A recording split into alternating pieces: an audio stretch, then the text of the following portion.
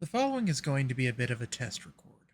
I don't know how good or bad this is going to come out, but I've been having a lot of fun with this little story, and thought I might try and share at least a little bit of it. I'll play for you guys what the hook is, and I'll try and scroll with the text so that you can see what's going on. But yeah, it's just it was a fun little adventure. Didn't know what I was getting into, but it's now spanned over 3 different chats, and yeah, I'm not gonna lie, a lot of fun. I'm losing a lot of time to it, but not like addiction wise. Just more of a. I find myself thinking about like where could I push the story, where could I change it, kind of like I used to do with my D&D campaigns when my friends used to play D&D all the time, and we would run campaigns together. I used to love like trying to figure out what ways could I change the story for them, what ways could I adjust it so that way it would float a little better, or just have an unexpected twist that they'd never know. And this is something weirdly ChatGPT managed to do quite well.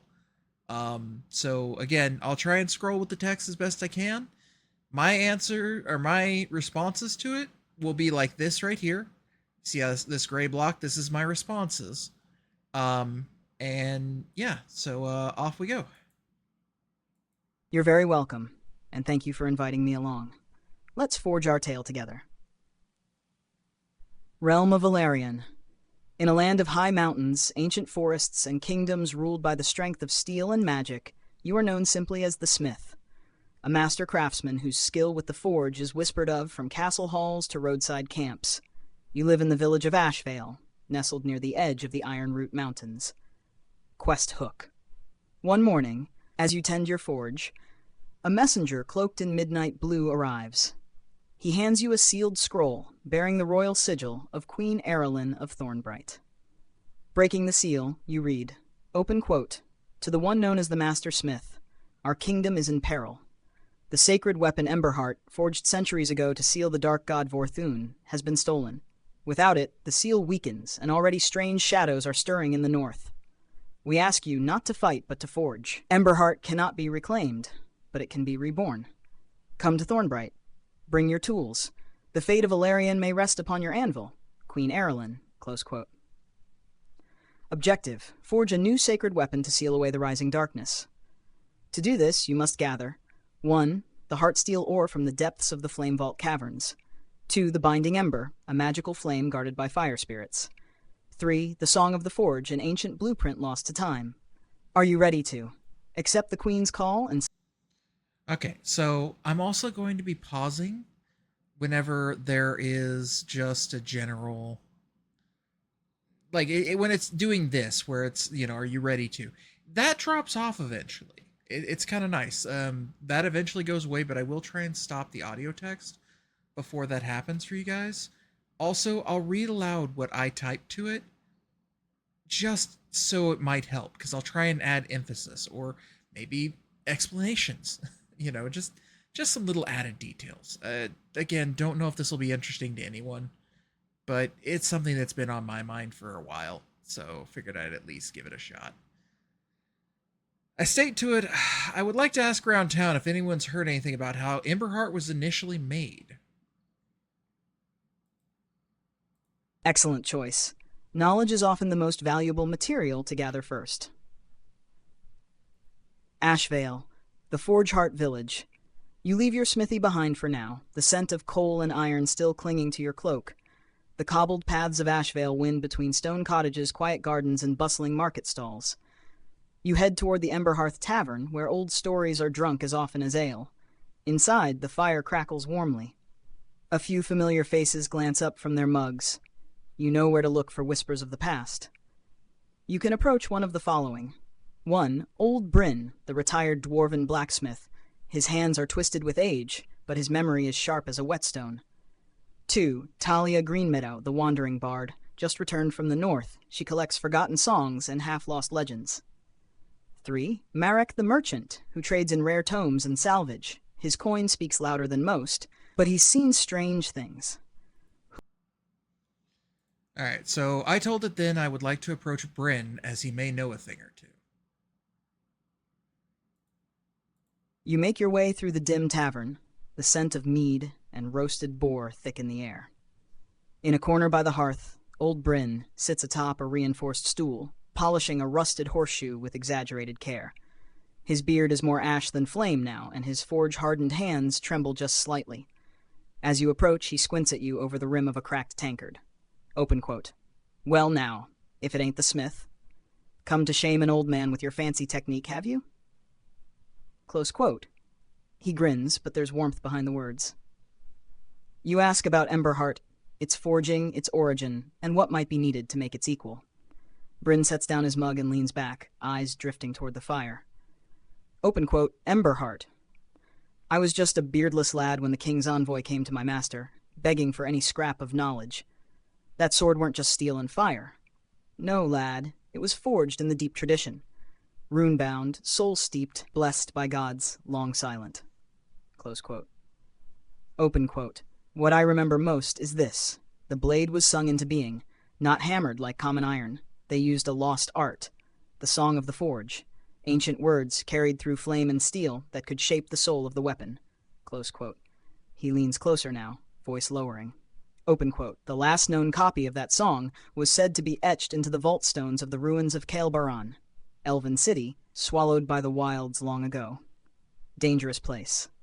But if you want to match Emberheart, you'll need that song. Close quote. New quest step discovered.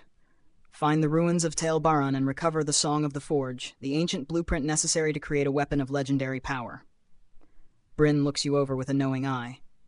Open quote. You'll need steel in your boots and fire in your belly to walk that path, lad. But if anyone can do it, it's the one who still hears the anvil sing. Alright, then I decide I want to ask Bryn about his master. At this point in time, I wasn't fully sunk into the story yet myself. That didn't happen until later. Until the forest, but an upcoming interaction definitely made me more interested, for sure. So yeah, I do ask about his master, for useful events that might just be useful. You never know. Bryn chuckles at your question, then leans back, eyes glinting as if unlocking some dusty memory chest in his mind. Open quote. My old master, eh? That'd be Malin Embermantle. Gods rest his stubborn soul.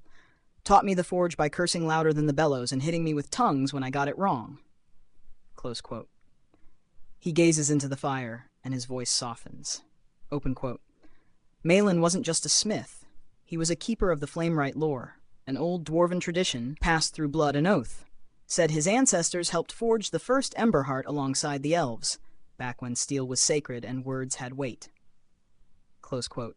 You sense this is more than tavern talk. Bryn believes every word. Bryn's useful bits. He sets down the horseshoe and rummages in his satchel, pulling out a small, soot-blackened forging ring. Etchings run along its inner band in dwarven script. Open quote. This belonged to Malin. He called it the Ring of Memory Heat. It remembers every forge it's touched. Slip it on while you work, and it hums when your fire's true. Might even guide your hand if you're listening. Close quote. He presses it into your palm. Open quote. It ain't magic like a wizard's staff, but it's got craft magic, you know? Might help when you reach the heart of the work.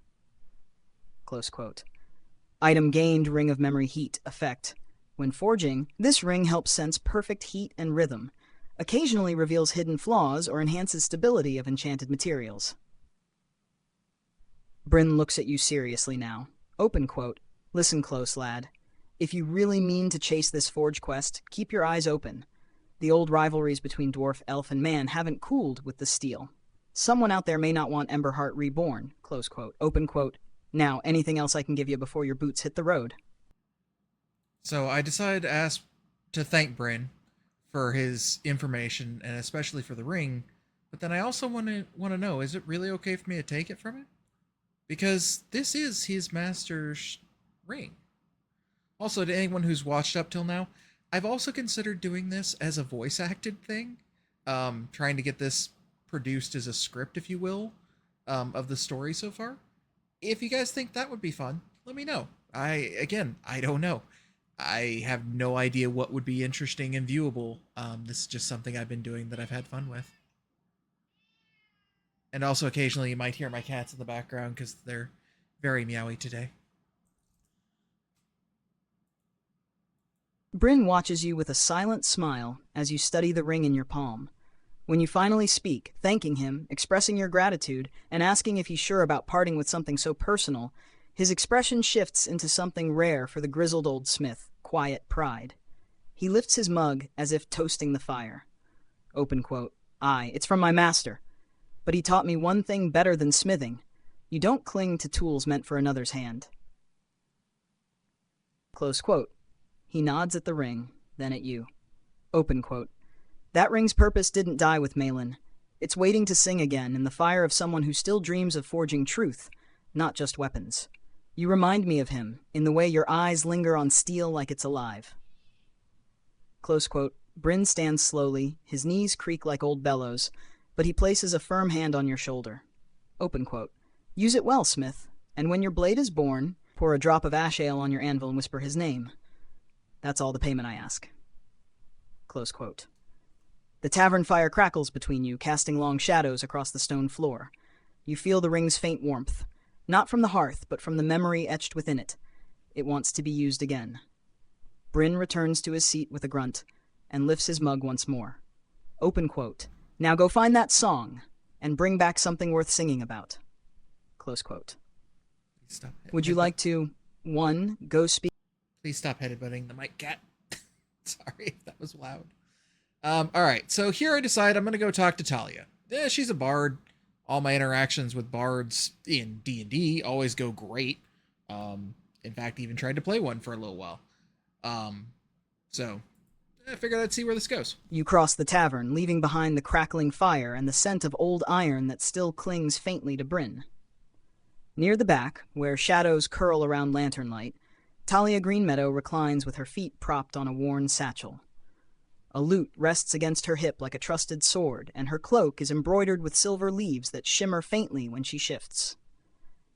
She spots you before you speak and offers a sly smile. Open quote. If it isn't Ashvale's own forge star, come to commission a ballad, or do I owe you for borrowing your hammer to fix my kettle last spring? Close quote. Her tone is teasing, but her eyes sharpen with curiosity as you explain your quest and ask about Till Baron and the Song of the Forge. Talia's tale. At the mention of the song, Talia straightens, her demeanor shifting into that of a true bard, half storyteller, half keeper of forgotten truths. Open quote. Till Baron, a name wrapped in ivy and regret. Elven city once famed for beauty, wisdom, and its whispering forges. They didn't shout with hammer and fire like dwarves do. No, they sang to their steel. Close quote. She leans in, her voice dropping into a hush. Open quote. The rune song, or the Song of the Forge, was no mere blueprint. It was a sacred chant, woven into the minds of enchanted blacksmiths. The melody shaped the steel, bound the spirit, and, according to legend, even chose the wielder of the finished blade. Close quote. Open quote. When Sealbarn fell, the elves scattered, and the song was thought lost. But I heard whispers on the wind last summer. Travelers spoke of a half-buried vault beneath the ruins where music still echoes through stone. Close quote. She pauses, fingers ghosting along her lute. Open quote. They say if you stand in the right chamber and strike steel upon stone just so, the ruin sings back. That's where your song might be found. Close quote. Location. Updated. Ruins of Sailbaron region the Emerald Shroud, a wild and overgrown forest tangled with old magic. Warning. Haunted by the hollow kind. Elves who refuse death but could not keep life. Talia pulls a folded bit of parchment from her satchel and hands it to you. Open quote. Rough map. May not be perfect, but it'll get you close. And one more thing. Take this. Close quote. She pulls a small crystal tuning pendant from her neck and presses it into your hand. Open quote. It's attuned to Alari harmonic roots, elven song magic. If the song still lingers, this'll resonate when you're near it. Close quote. Item gained. Crystal tuning pendant effect. Vibrates gently when near areas resonant with song magic. Useful for locating hidden chambers or song-bound relics. Talia gives you a wink. Open quote. Go sing to the stones, Smith. Maybe they'll sing back. All right, so that little trinket, that crystal tuning pendant, actually has been one of the more interesting aspects on this journey. Because I'm not even to this day, I'm still not sure how exactly it works. And I'm not even sure if ChatGPT knows how it works. It just likes to work it in every so often. And it's like, okay, fair. All right, kind of a cool idea. Why though? But I don't ask it why because it's just part of the world. It's just kind of neat. So I decided to take and throw the chat system for quite a loop. It had a lot of questions here, as you can see. Asked Talia more about the Holokind, dangers, head straight towards the Emerald Shroud or Cabra, or forge and prepare for the journey, right? I decided to say, fuck it. I'm going to ask Talia if she'd like to join me. A bard probably learns more while they're actually traveling rather than in a tavern just being told tales. Talia raises an eyebrow at your invitation. Her fingers still on the crystal pendant, she studies you, not like a smith, but like a song looking for its next verse. A moment of silence stretches between you. Then she laughs.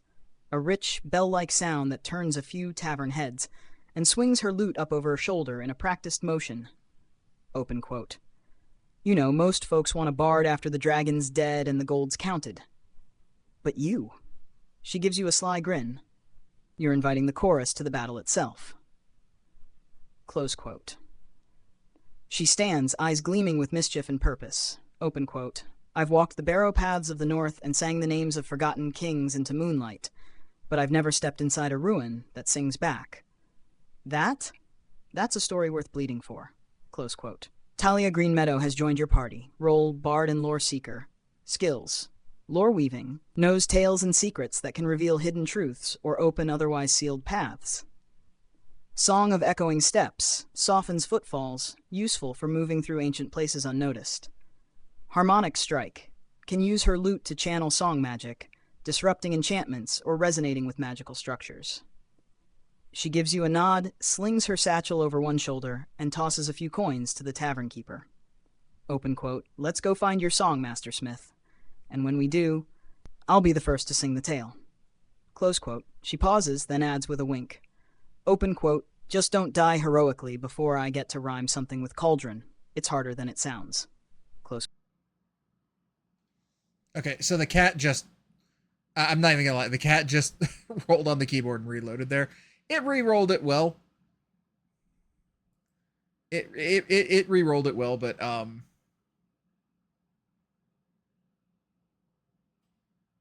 no, it didn't. It started a new chat.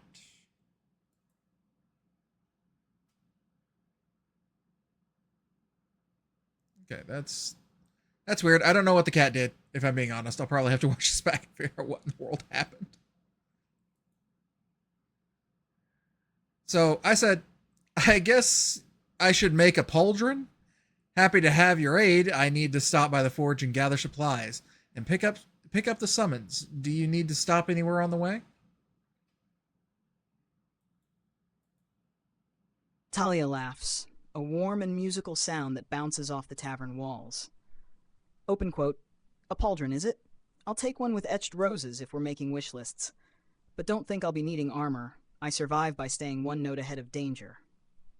Close quote. She taps the side of her nose and grins. Open quote. As for stops, just give me a moment to charm the baker into wrapping a few of those honey oat rolls for the road. I swear they're enchanted, soft even 3 days out. Close quote.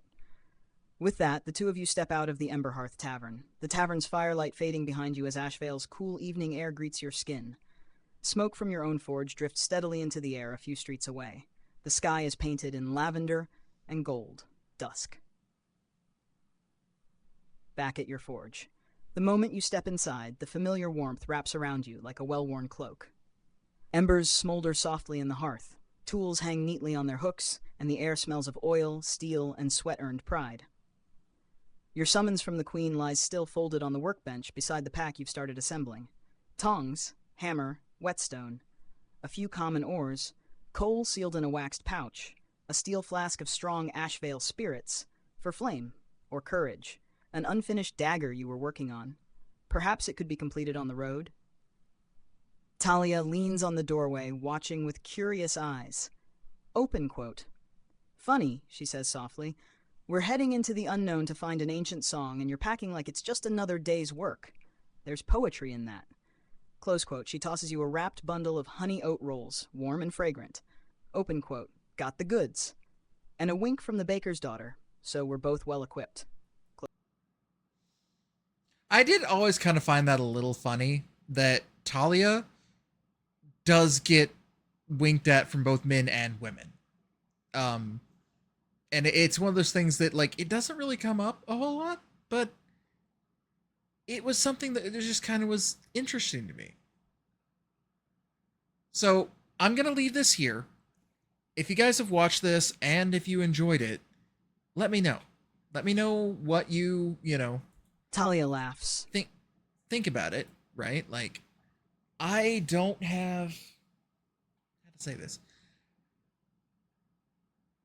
This has gone on for a couple of weeks now. Like, this has been a very long chat. I don't know. Is there a way for me to get a timestamp? No. Okay. Like, this has been going on for a while. And so, like, the story's already told up to a point. And it still continues. Where I'm at right now, it's I'll be honest, to me, it's interesting. To me, the role that the story has, like, taken on this like kind of almost side path, but still understanding the main path, it's been fun. It's been a very interesting little tale. But if you guys would rather see this first episode again, but with me voice acting it just to see which one you like better, let me know. I can do that. I'll be honest, probably use a voice modulator at least a little bit. Just because, you know, might as well make it sound good if we're gonna make it sound good, right?